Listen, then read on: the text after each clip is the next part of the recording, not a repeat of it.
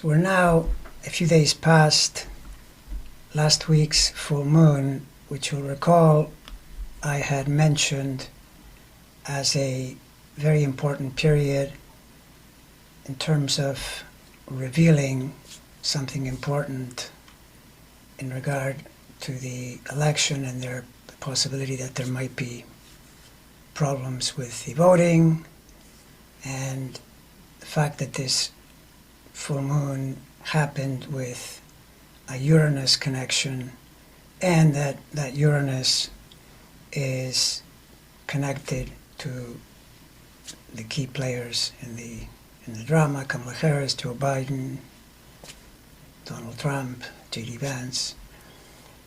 But that just didn't happen. In my opinion, I've looked at all the data that has come out in regard to the election, and if you, on top of that, add the fact that there's not a peep from any of our representatives, including, for example, Chuck Schumer went on the floor of the Senate to disavow the notion that there had been any kind of cheating with the voting. And so, I mean, something can change, anything is possible in the sense that, yes, as I've said, you get stations, you get further developments, you get them all the time, and you certainly have a few before Inauguration Day. But I do have to admit that this would have been probably the most powerful moment for something like this to emerge, given the correspondences of Uranus to shocking, unexpected events, which of course this would have been in some sense, at least to a big portion of the country, have to be frank. And that leads me to the next point, which is that when all is said and done, after the initial shock, when many Democrats were saying this is impossible, where are the 15 million votes? Well, that's really much less than that, because a lot of counting had to be finished, and that's down to probably about half of that. And indeed, it'll continue to grow, or rather, in the case of looking at it from Trump, it'll continue to diminish, because he's now at about 50% flat of all the vote that has come in, and it'll probably be a smidgen below that by the time we get to the end of counting. What this is telling you is that the country is very divided. And no news there, but it means that one half of the country is happy and one half is very upset. And I know from my own assessment, the one thing I recall in the months leading up to this election, I was never convinced by the talk about there being a potential landslide in Kamala Harris's favor or in Trump's favor. Both of those seemed strange to me based on the climate that we're in, the way the totality of the polls were pointing, and the fact that I was really quite unsure about the Senate, and that's what turned out too, the Senate, including the House as well. The House I was a bit mixed, but the Senate I thought was in peril. And so it's beginning to look like we may be facing another Trump presidency. And I think it's time to realign our position, because if we don't, then aside from we're going to feel terrible, obviously, it becomes really counterproductive, because when all is said and done, all the talk about cheating means that people lose trust in elections, and at this point in time, elections are all we have. If we lose our elections, that's how democracy disappears. Now, I know you can reply to that by saying, yeah, but Trump and his cronies will try everything in their power to not have elections, to rig the vote, to do all kinds of things. Well, that remains to be seen. It remains to be seen. Certainly, if that were to happen, yes, that would be lethal. Do I think it's going to happen? I would say overall, no. No, it's just that, you see, the one thing that is true in the astrology, 100%, is that critical planets with big orbits are currently in the same position as they were during the Civil War of the 1860s, and there's a similar flavor sort of on the opposite side, but it's the same axis, so it counts, to the Second World War, which is what links it to a worldwide situation in a kind of crisis, let's call it that way. These are periods of great realignments, when the world is in one place and it moves to another. Picture what it must have been like back in the 1860s in this country. It had to be horrific. I'm sure there were lots and lots of parents with their child possibly fighting in the war, and many lost their life, and there was no way to know where the country was going. Same situation happened in the Second World War, but in both cases, the country and the world did reach a better place. And now if you look at the current situation we're in, and you do a bit of a thought experiment, if Kamala wins the election and she doesn't have the Senate, she is probably going to be completely paralyzed in terms of what she can do, given the current extreme partisanship we are experiencing.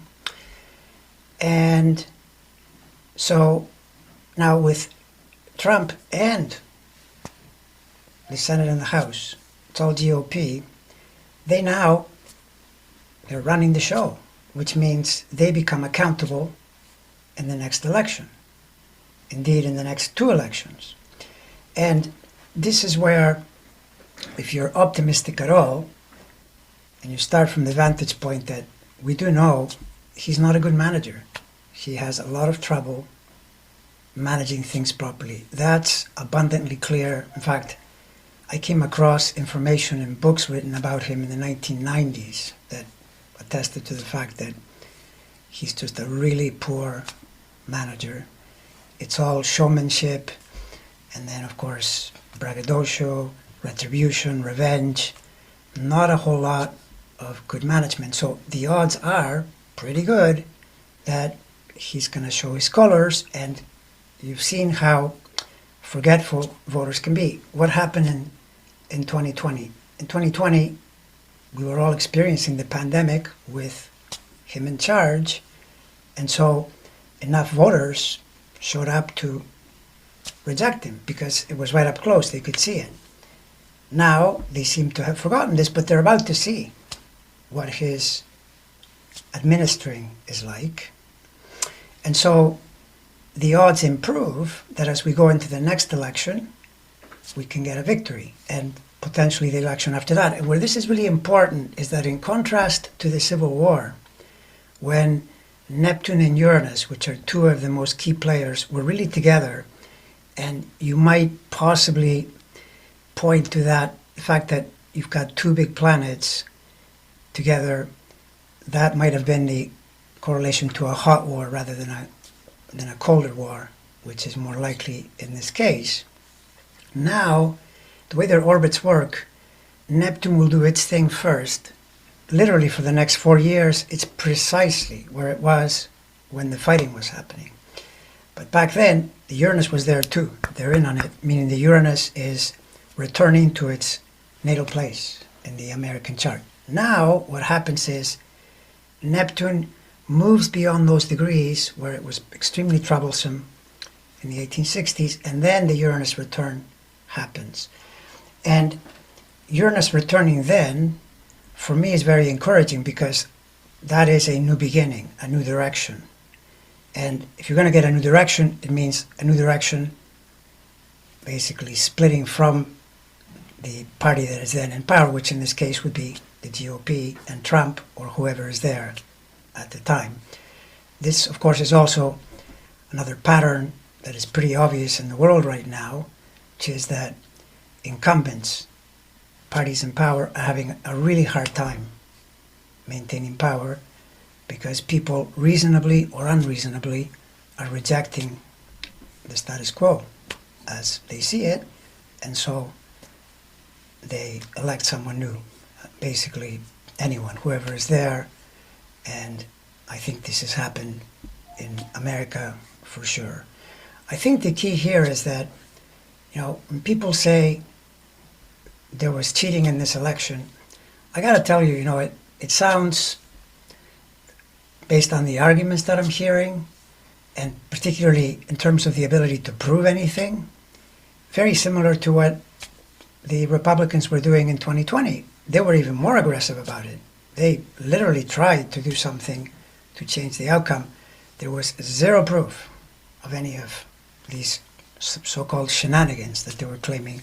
None of that happened.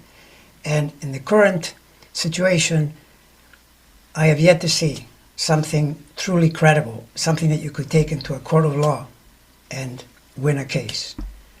And so based on that, and the fact that, if you use logic and you ask yourself, okay, how is it that when Trump is in power in 2020 and the election is held with he as president, the Democrats are able to find a way to cheat? That seems really strange when he had all the apparatus at his disposal. He had the FBI, he had the Department of Defense, he had the Army, he had everything.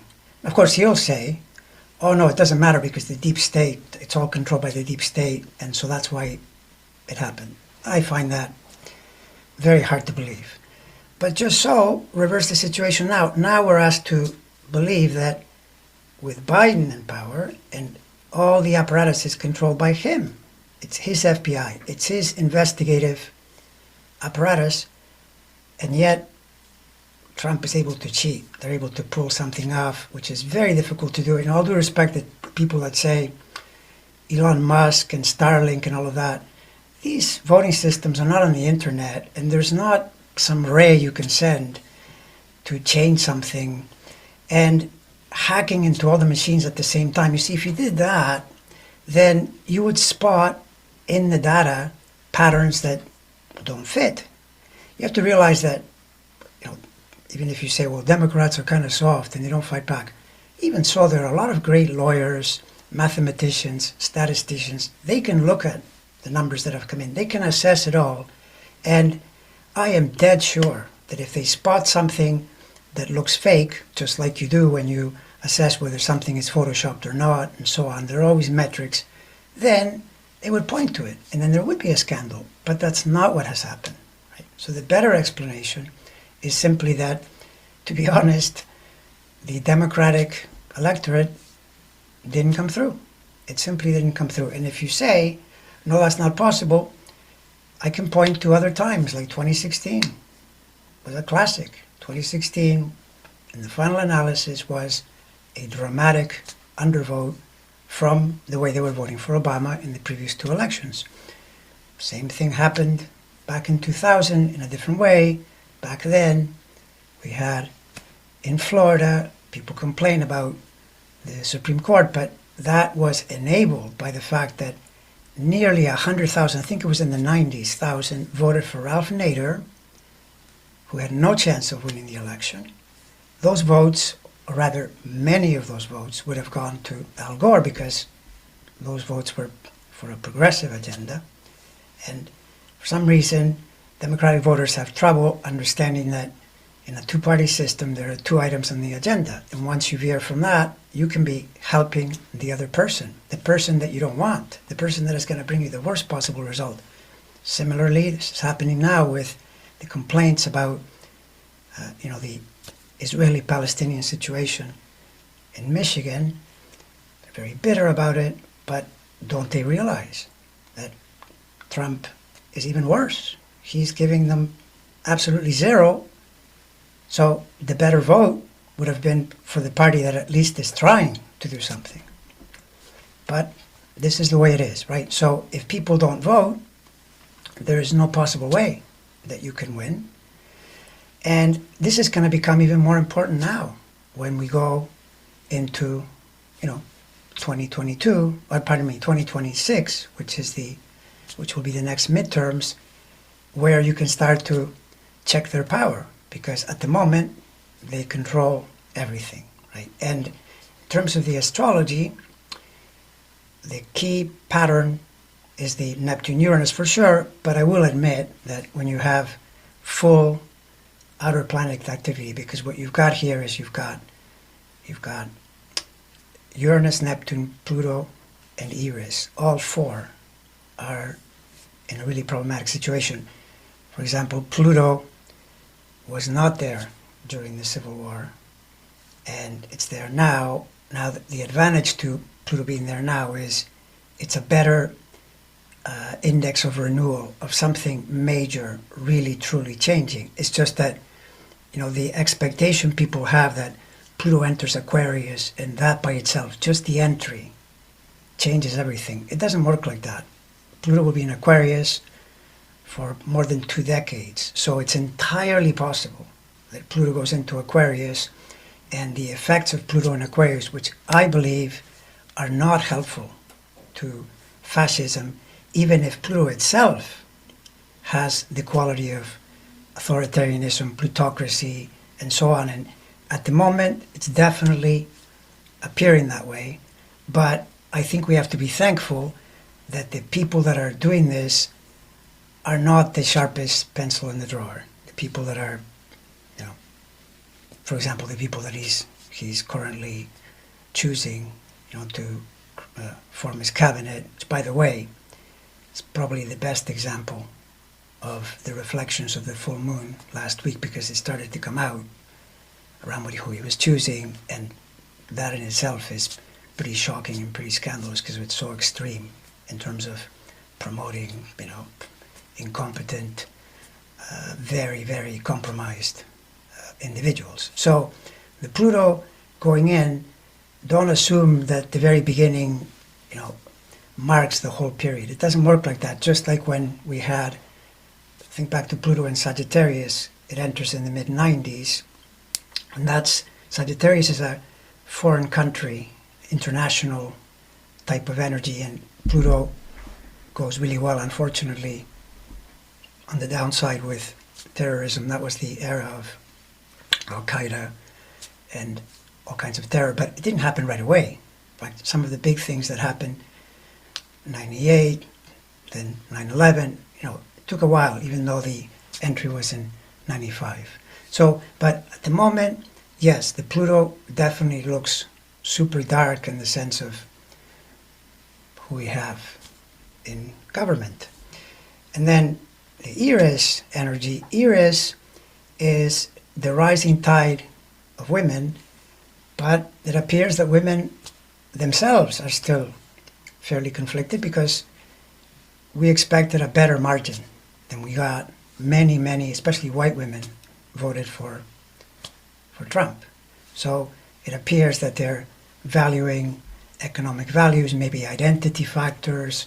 That I have to research a little more, but ahead of the women's rights. Possibly it could be because one of the things you can see in the voting is that the initiatives around protecting abortion rights did very well. They did better than Democratic candidates did, to be frank, including another factor that you see here, which happened in 2020. You have to be fair and see things as they are. In 2020, Trump lost the election, but people on the same ballot were being elected, Republicans. So the public was saying, well, we'll pick the Republican, but not you. And this time they did the same thing to Kamala. For example, in Arizona, Ruben Gallego was elected, but her platform was rejected. And the same thing happened in Michigan, from what I understand. So bottom line, I think at this point, we need to gather ourselves, remain as calm as possible, and let this play out. And the astrology does continue, there's no question. And we're going to see, for example, this question that arises immediately is, what about Trump's astrology? To be honest, yes, he's riding the Jupiter in his sun sign now, but when we get to the March period, he has a lot of Saturn there, and can't get around that. That's hard, hard, hard. But we have to see what happens between now and then. We have to see where this goes. And of course, it's possible that something truly unusual happens and reversals that are big happen, or who knows, right? To be honest, if you asked me, probably his biggest threat is the fact that the planets are situated such that it's to his health and well-being. It's tricky that way. But to then say, something along the lines of what he was trying to do, back then, I mean, it was crazy. I remember in 2021, he'd say, well, I need to be reinstated, things like that. This is really unlikely to happen, and we should be thankful that it's really unlikely, because otherwise our system breaks down. And so now, of course, the hope is, can we hang in there and have something to work with in 2 years and in 4 years? But that's all we have is the vote, short of getting into an actual hot war, and I'm not sure how that would work. That's it. That's what we have. So anyway, that's all I got for now. I will continue to look for patterns and pass them on to you as I see them. But in the meantime, I hope everyone can stay reasonably calm and let this play out and stay positive, even though I know at the moment it isn't easy. And indeed, if you're looking for the astrology of that, we're on a Saturn station, and Saturn is just being on a station. Any person where it grips planets, it feels uncomfortable. But in the US chart, it's in a pretty uncomfortable spot. And I do realize that for many people, it's a happy time. But for many, many, many, I think many more actually, it's quite unhappy. And so, but it'll move. Saturn station, as we go toward December, it starts to lighten up, and the feeling therefore also lightens up. All right, everyone. I pray we all hang in there.